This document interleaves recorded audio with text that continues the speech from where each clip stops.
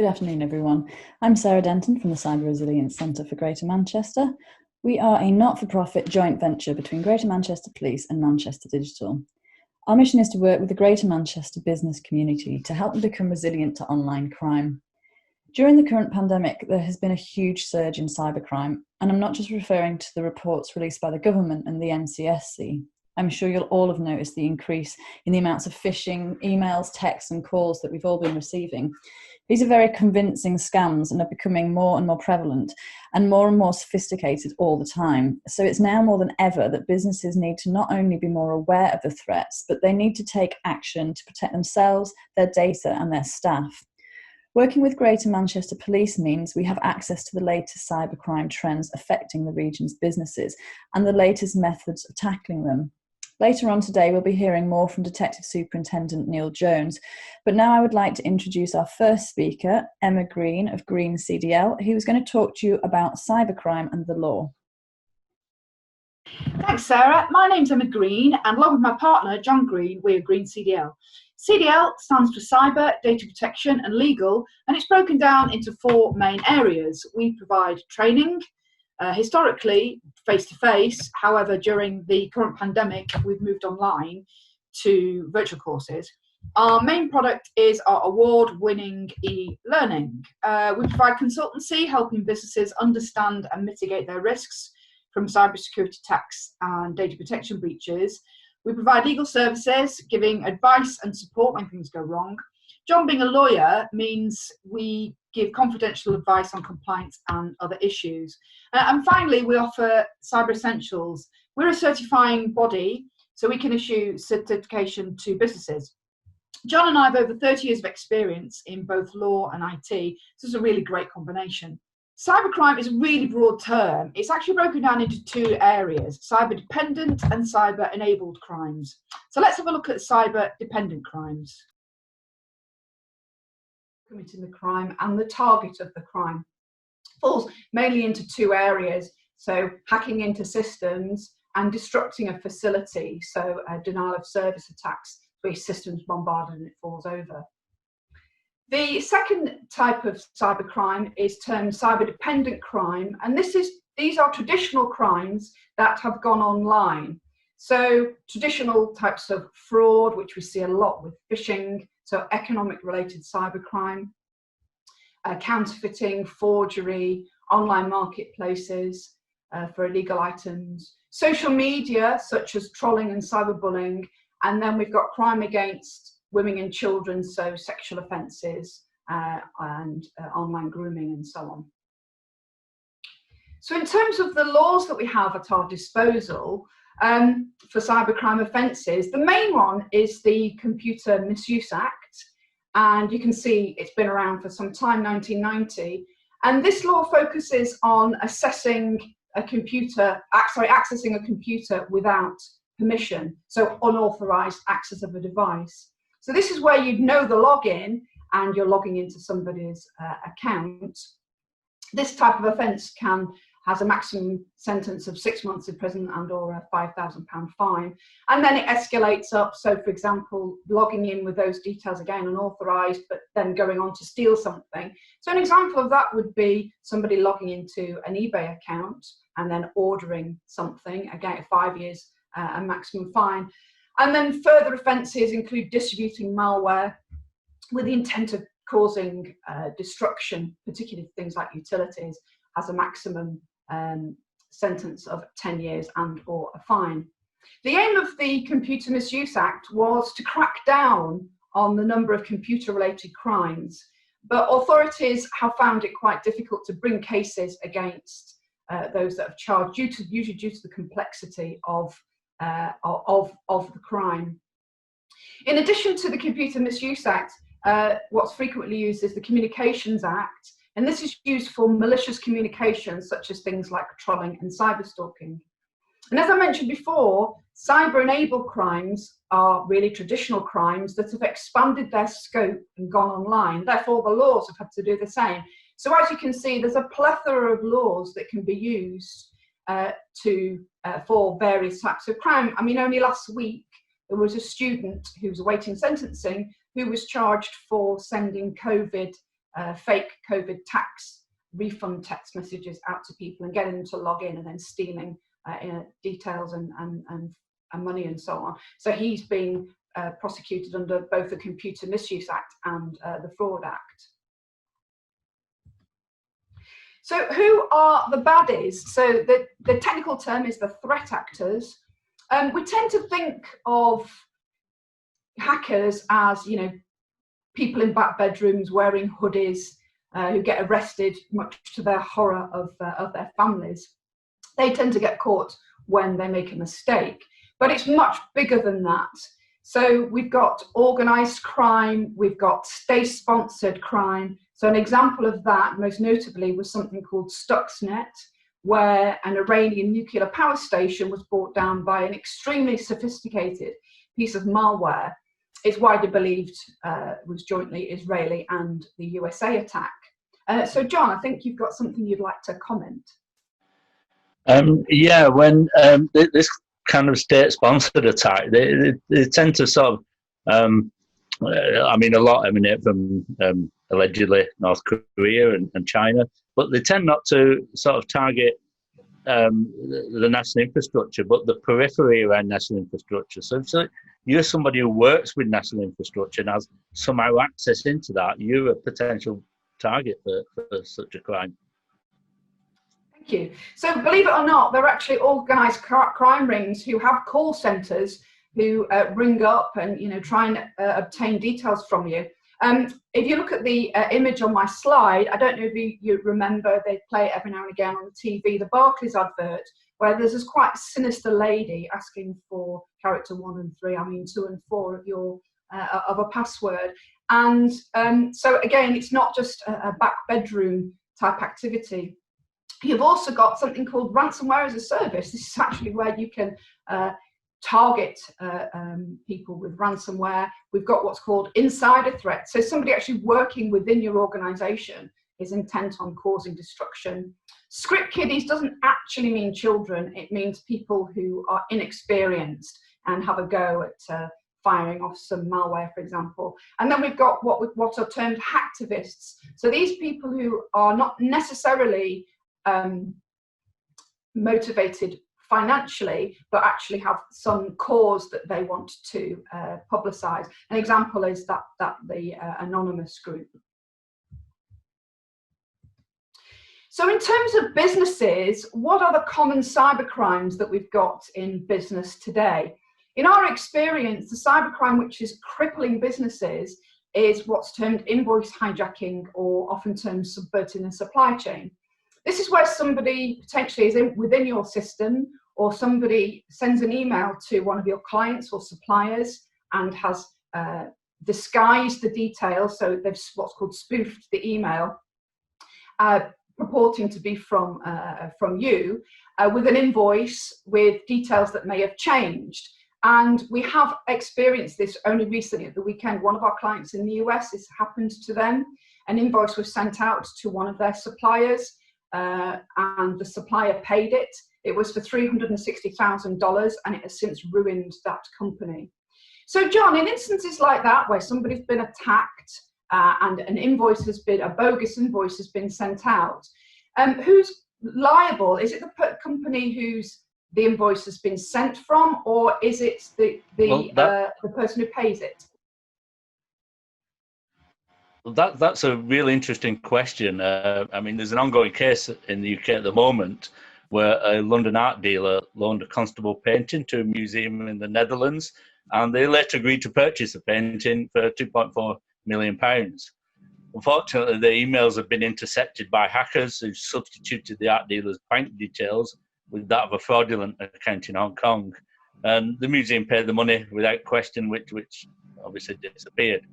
At the moment, the museum is suing the art dealer for a determination that they now actually own the painting. Their argument was that the art dealer was negligent in that they owed a duty of care to maintain reasonable email cybersecurity. Now, the actual court dismissed that argument, said there is no such duty of care, but since then the museum's made an application to actually amend the claim against the art dealer, and we wait to see what the amendments are going to be. So I'm afraid from the civil court's perspective, they're going to offer you little in the way of protection if you pay out to a fraudulent account. I mean, this type of case would have been very simple to have prevented. You should always have some kind of two-factor authentication to double-check the correct bank details before making any payment, whether it's to an existing customer or supplier who's changing the bank details, or a new supplier or customer you've not paid before. Ring them up, not with any number on the invoice or the email, a number you know them by, and just double check that those are the correct bank details, because prevention is better than cure, because there is no cure. Thank you. And particularly when the money goes, when it's gone, it can go across into several different countries. So you've got different jurisdictions, some who may or may not be cooperative, and trying to recover any of that money can sometimes be, may not ever happen. So as Sarah mentioned at the beginning of this webinar, phishing, I'm sure you've seen there's been an exponential growth in COVID-relating phishing attacks. Phishing really focuses, it's almost a behavioural psychology. When you get these phishing emails, they tend to centre around a number of things. First of all, they purport to be from authorities, so from HMRC or from the government. There's a sense of urgency. You must order this quickly. We've only got 10 masks left before they run out. They prey on people's emotions, the scarcity, the lack of items, and current events. So obviously, this is why we're seeing a lot of COVID-related phishing attacks. Now, phishing attacks, what they want is, they can be by phone or text or social media. They even do a number of things. They either take you to a fake website, they want you to download a file, or they want to obtain your details so that they can then log in as you, for example, for bank details, or even something simple like hijack your LinkedIn account. In terms of some COVID-related attacks that have been ongoing, happened at the moment. For example, there's been fake DVLA websites charging £40 to sawn your car. Well, you're not going to be using your car for a few weeks. Why don't you sawn it? When actually to do that's free. Anything to do with face masks, hand gel, thermometers, PPE, and people have been ordering it, and never in the northeast of England, the police informed me that £72,000 worth of PPE never arrived because obviously it never existed. Collecting money towards developing of vaccines, posing as charities to help COVID victims or the NHS, fraudsters claiming to be from the World Health Organization, HMRC, anything to do with furloughing, tax rebates, and any domain which has got coronavirus or COVID is 50% more likely to be malicious than any other domain. So as you can see, the cyber criminals have really capitalized on this pandemic. So how can you protect your business? Well, larger organizations tend to have what's called next generation firewalls with artificial intelligence that will sort of monitor these types of phishing attacks and then be able to guard against it. But even the most sophisticated software, quite a lot of these phishing emails are getting through. Large businesses tend to have business continuity plans in place in case of disruption, disaster recovery, and complex incident management processes. But we are in extraordinary times where we're all remote. So how would that work remotely? Most disaster recovery plans never foresaw a pandemic. A lot of them predict things like not being able to get the office because of fire or flood, for example. And we've seen how troublesome it is to potentially capture these criminals. So in that case, it's worthwhile investing in some good insurance, and also think about how to protect the workforce. Instead of having to protect, one central office, we're protecting sort of having to protect 300 as everybody's working from home. As a smaller business, how do you protect yourself? Well, the number one thing that we would stress is make sure that you change your passwords regularly. There's approximately 9.5 billion passwords out on the dark web. What tends to happen with these criminals, what they do is they buy these lists. So if your email address has ever been compromised and your password's ever been compromised, that will be up for sale. And then people buy these lists and then try, and you'll be staggered how many people's LinkedIn password is LinkedIn. Ensure that you use two-factor authentication, something which is used quite successfully in Office 365. Make sure your software patches are up to date. Install antivirus. Make sure you back up your systems so that should you be unfortunate enough to suffer a ransomware attack, that you can restore from those backups. For those working at home, we need to make sure that they're trained in how to use these fabulous new collaborative tools such as Zoom. I don't know whether you've read in the press about what's called Zoom bombing, where people are just using the free facility and then people are hijacking that and then posting quite unpleasant pictures. Use a virtual private network that secures the connection.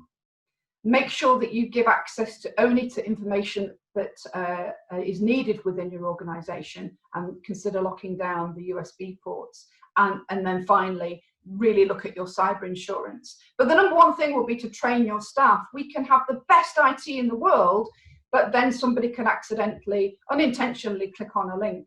So make sure that you train your staff, that they have cyber awareness training, phishing training and simulations, and working from home. There are many more distractions than there were currently with everybody working at home. Be vigilant.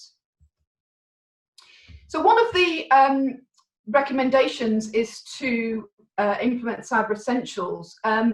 This is a government-backed scheme. It just really focuses the mind on protecting your business against some common cyber attacks. We're a certifying body and a trusted supplier for the Manchester Resilience Centre, and we'll offer a 10% to any members. One of the benefits of implementing Cyber Essentials is that you put the logo on your website and it says to your clients that you take cybersecurity seriously. It also will help with any reputation. It makes you focus your mind on cybersecurity. One of the risks of having a cyber attack is that reputational damage. So we don't want our clients to know that we've suffered this attack. You tend to find that people who are victims of cyber attacks, because let's say they did click on a link or they did reveal information, knows that it happened and then feels quite ashamed and don't want people to know about it. Cyber Essentials is also compulsory for anybody going for government tenders, and you also get some free cyber insurance to boot.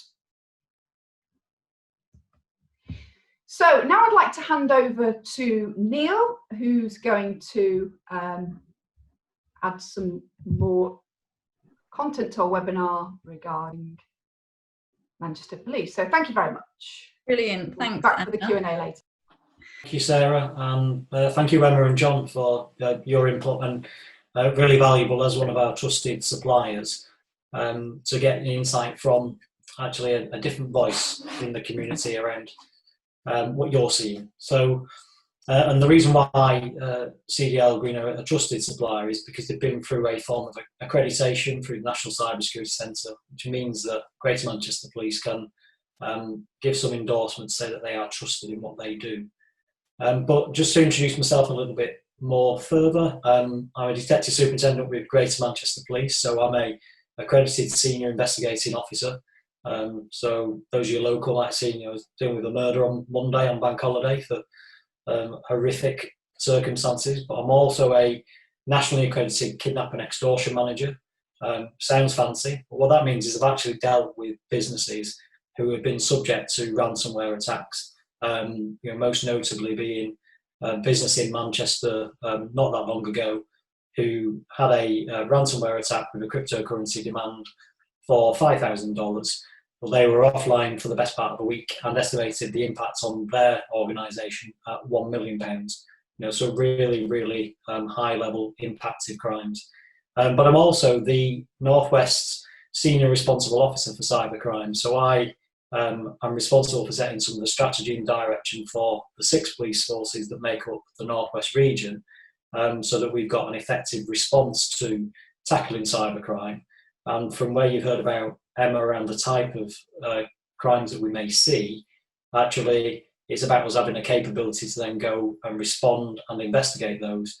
And I think some businesses do not have that awareness that policing has that capability. We do have specialists. So I have a team in Greater Manchester who've got all sorts of qualifications that I couldn't hope to have myself, but they are very, very extremely well trained and accredited in what they do, so that they can respond when a business is in crisis, and also give you some really good practical crime prevention advice so that you don't become a victim in the future. But what I wanted to do today really was just to talk to you about some of the cybercrime that's really affecting businesses in the Northwest, some of the trends that we've seen, just so that you've got an idea how you can best protect your business. Because as Emma said, actually prevention is key on this. Reacting and trying to investigate is incredibly difficult. So we'll talk about some of those trends and examples, and then some of my tips on how you can protect yourself.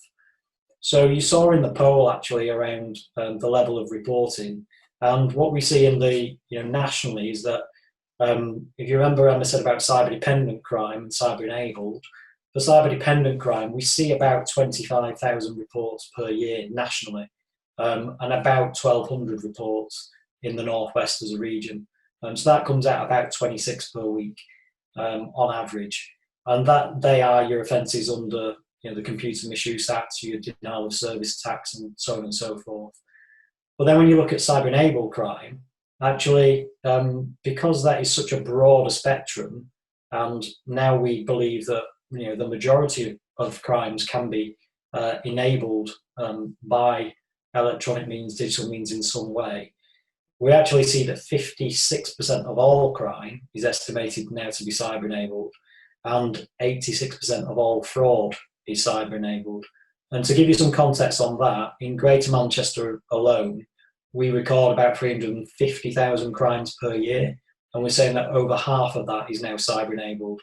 So that might be where, as Emma said, someone gets your log-on details and then use it to facilitate fraud. But the impact obviously is massive. So in financial terms, we see nationally in quantifiable losses, it's about £40 million a year, and in Greater Manchester about 1.2 million pounds a year we saw in 2018, and that number is going up increasingly. But the real worry is, to answer the question around the poll, is that as low as 1% of cybercrime actually gets reported. So when you look at that cyber-dependent crime, that those offences under the Computer Misuse Act, it's really, really low in terms of numbers of people who come forward. And it's either because they don't recognise it themselves, or there's low confidence in reporting because of trying to protect the brand, the reputation of the business, maybe thinking that, if I tell the police, they're going to shop us into the ICO, and then there's all this threat of fines. Now, we're not going to do that. We are, we're there to support victims and to be victim-led. So we will remind you of your obligation to report a data breach to the ICO within 72 hours, but we're not going to inform the ICO and sort of do that on your behalf if that's a concern. And equally, if you're worried about reporting because you think, well, the cops get involved, it just delays things, we're victim-led. So if you said, actually, my priority is about getting back online, getting my business back up and running, at the expense of some of the forensic evidential recovery to potentially take it to court, then of course it might reduce the potential for us to get a conviction down the line if we got to that stage. But we would listen to what your needs are as the victim and respond accordingly. So just 1%. So when you think about some of those numbers that I've mentioned, actually you could put a couple of zeros on there. So suddenly £1.2 million of losses in 2018 in Greater Manchester becomes over £100 million. And that's why we estimate the economic impact of cybercrime in Greater Manchester alone at about £860 million a year. Nationally, it's estimated, where you take it with fraud, it's estimated to cost the UK economy about £17 billion a year. I'll give you some context on that. The budget nationally for policing for all of the UK is about 15 billion. So this one area of crime costs more than the entire policing response to deal with everything. So there's some of the high level stats, and I can see there is a question about are they online. And we have some of these on our website at cyberresiliencecentre.com. There's a video when you first log on, and we'll be putting some more of these out via our social media afterwards. But if we turn then to what are the trends, what are we actually seeing in the Northwest and in Greater Manchester? We've already seen this year an increase in reports of about 8%. By far the largest volume of attacks is around hacking of social media and email. So business email compromise is the one big area that we see, and often the attack vector is to get credentials via social media or things like a Deliveroo account, a Netflix account. We've even now seen Disney Plus accounts being breached, and the same password, as Emma was saying, same password is being used for personal leisure activities or websites, emails, as it is for professional. And that's where the risk comes in, that once that information is out there, then the offenders will try and use credential stuffing and spraying techniques to see, can they use that password or combination of that with your email address to get into other accounts. So yeah, 63% of all of the reports we see are around hacking of social media and email. And then the next one is around sort of personal hacking, followed by viruses, malware and spyware, which is about 7%, so quite low in those numbers. But then on the topic, quite timely around sort of coronavirus, obviously it didn't exist in criminals' minds earlier this year. So between February and then March, we saw a 400% increase nationally in COVID-19 related scams. And what the fraudsters are doing is the volume is fairly static nationally, but we are seeing now a bit of an uplift. But they're actually just changing tack. So instead of focusing on, say, the HMRC scams and trying to con you around paying your tax, or the DVLA scams, or TV licensing, anything with a government or a .gov.uk address, offenders are now moving towards COVID stuff. And we actually saw, I think within 15 minutes of the text messages being sent from UK government to everybody after the lockdown measures were announced, we also then saw smishing emails going out, or smishing messages, to mimic the government message, but with an embedded link to a non-government website to try and get you to log on, where again you'd be subject to an attack. So to give you now, I'm just going to read off another screen. So these are the genuine reports in the last week. So this is the Northwest. In the last week, we've seen 46 reports, so almost double our normal average. And within there, we've got an accountant's firm.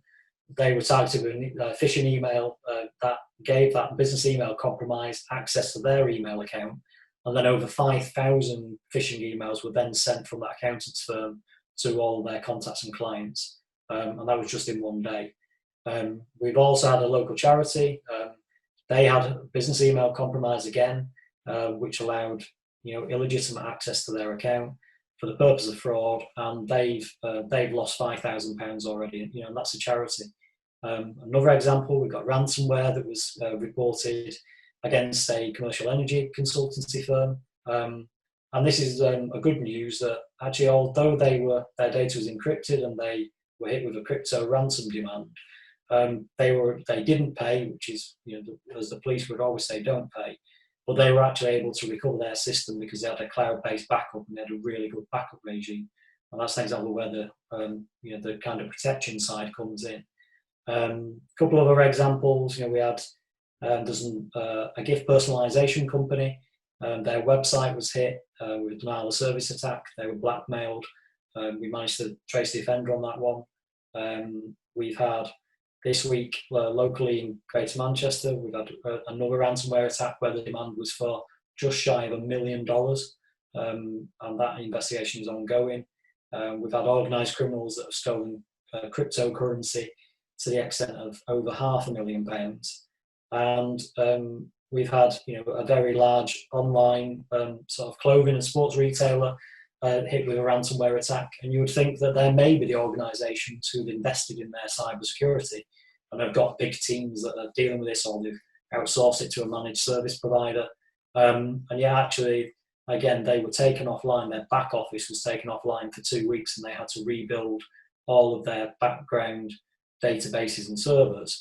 And they were just able to keep their online e-commerce platform running because of slight segmentation. So, there's a whole range of attacks that we see, but there are those focuses around that sort of business email compromise, and then the sort of the ransomware that we see does come in. So the scale of it is huge. You've seen the reporting is really low, and sadly the ability of the police, even with the dedicated teams that we have, our ability to successfully prosecute sadly is also low. So we see that a smaller volume of those reports that we do receive actually go through to successful prosecution because of international jurisdiction, problems really around international cooperation. So we may find the IP address of the offender, we resolve that, and if it comes back to North Korea, it doesn't matter how politely I write a letter and request that they tell us what address that IP address resolves to, we know that that's going to be a dead end, and we're not going to get that cooperation. So this is why protection and prevention is critical, really, and it runs alongside the investigation side. But where we get such low reporting, as I say, below 1%, it means we don't have the intelligence. That's what we really need, is for increased reporting, so that the police, working with our partners, with intelligence agencies, with the private sector, with academics, with everybody, we can overlay all that.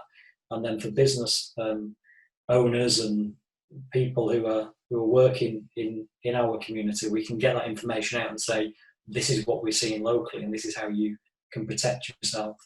So in terms of my top tip around how do you deal with all that, I absolutely agree with Emma and John around Cyber Essentials. You know, this is a government-backed programme managed by the National Cyber Security Centre, who are the leading technical authority, part of GCHQ. And it gives you those basic sort of steps to show, as Emma said, the confidence to your customers, your clients, people you're interacting with, even business to business, that you take cybersecurity seriously and that you've made those basic steps. There's also the National Cyber Security Centre's Small Business Guide, which is available on our website at cyberresiliencecentre.com. You can download that for free. The NTSC do a load of really good free materials. There's also a small guide for charities, which is a bit tailored. I'd agree with Emma around separate sort of passwords for your email, I'd say, than many of your other systems or passwords. Use a strong password.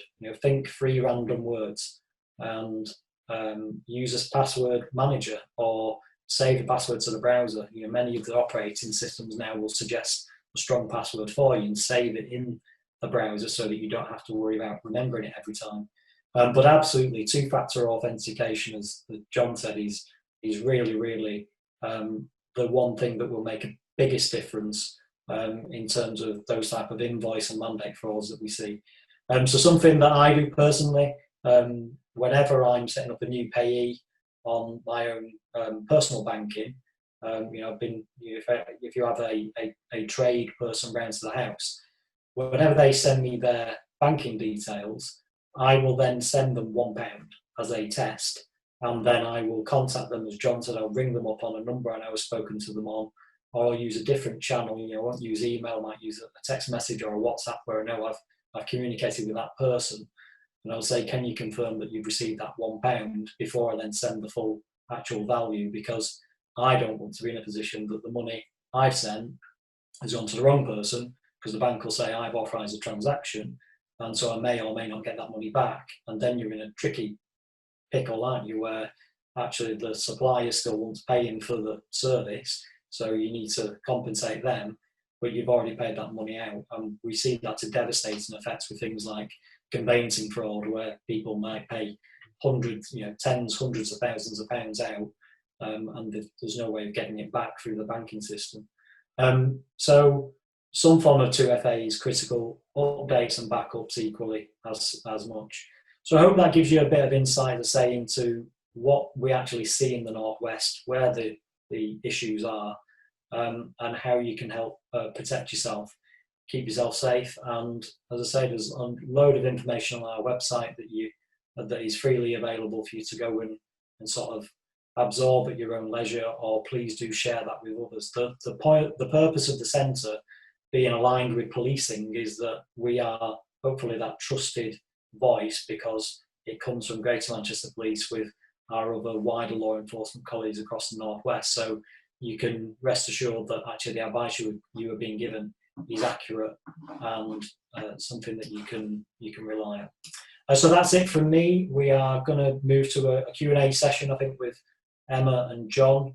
So we will just encourage you to use the Q&A function in the bottom toolbar on your screen, and then we'll try and deal with those as we go through. And if we get tight on time, then we will catch up with those via our website. We'll post the questions and answers online for you. Great, thanks, Neil. Emma and John, I'll invite you both to put your cameras and unmute yourselves for the Q&A. The first questions come through to ask, where can I re-watch this if I can? I'm pretty certain we'll be popping this on our YouTube channel after the event, so I'll just mark that one as answered, and we'll send out a link after the event for you to be able to re-watch.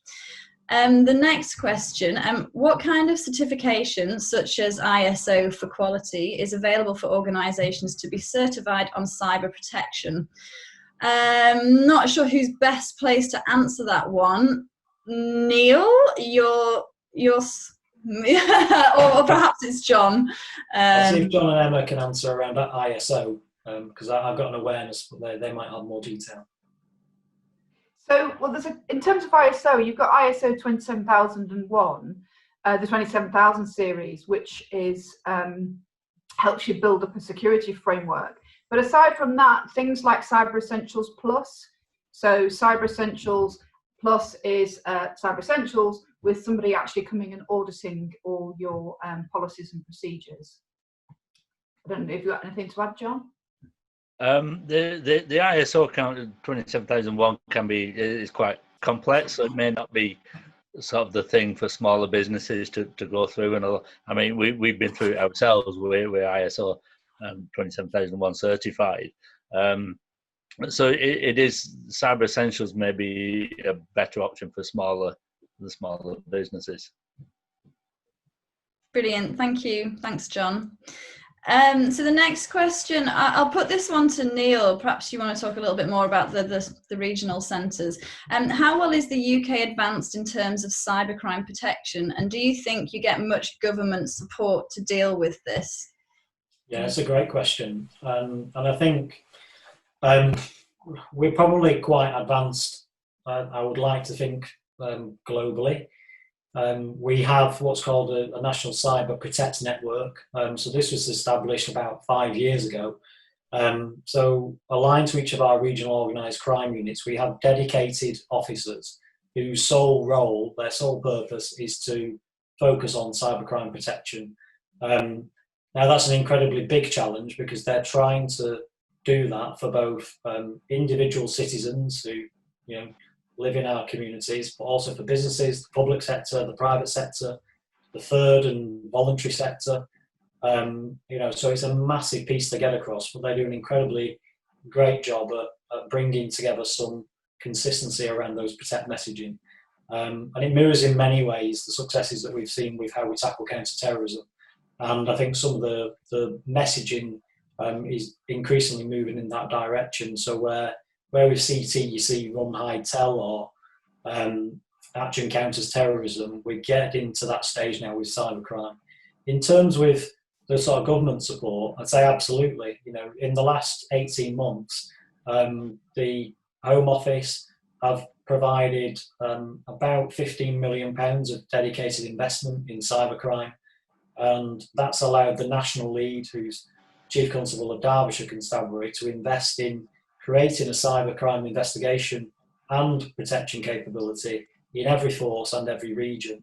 So if you go back, I'd say just over 5 years ago, there were less than 60 full-time law enforcement employees in the UK dedicated to cybercrime. And that I'm talking about the 43 police forces, the National Crime Agency, soccer as it was, and some of our other support agencies.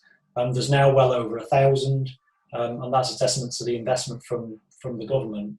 But then also you look at the Cyber Resilience Centre, you know, as a concept, the model is based on a similar centre that exists up in Scotland. And the Home Office equally have seen what we're doing around trying to provide a dedicated service for the business community.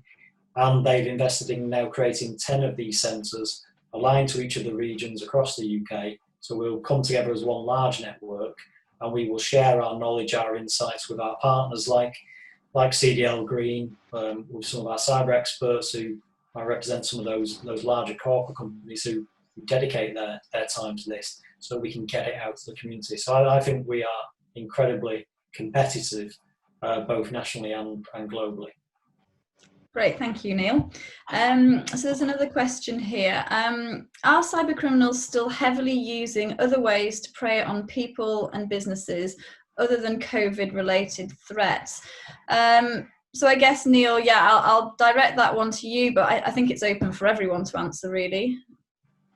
Yeah, so we did, I mentioned we have seen that leap, if you like, in COVID-related fraud, but actually, you know, the criminals don't go away overnight, and they've often invested in their craft. So as Emma said around, you know, some of the things like ransomware as a service and, you know, remote access Trojans, and you can literally go onto the dark web and buy cybercrime as a service in many different guises. So yeah, they are preying on people and businesses in traditional ways. I think a good example would be sextortion. So I know we've got this posted on our website and on our social media of a genuine sextortion email that I received about 2 weeks ago. So on this one, it came to me, to my personal email, and the subject header was one of my old passwords that I used many years ago, that had obviously been subject to a breach, but it gives it a bit of legitimacy. And whilst it went into my junk mail, it made me pay attention, because thinking, crikey, I recognise that password. How have they got all of that? And then you read through, and it's the usual nonsense of, we've been watching you accessing pornographic websites, we videoed you doing weird stuff. I think it was their language that they use, not mine. And unless you pay us $5,000 in Bitcoin within the next 24 hours, we're going to send this to all of your friends and family. So, you know, it's just, whilst it's easy to dismiss many of these because you know that it's clearly wrong, when they start to add a degree of legitimacy, preying on those fears that, well, actually, that's my password, you know, and putting that time pressure on you, I do know that catches other people out, and sadly they will pay, and that encourages the criminals to keep coming back. So we put that up online, and there's a genuine, you know, word-for-word copy of the email, and we've highlighted the ways that you can see why that would be suspicious and why you shouldn't pay.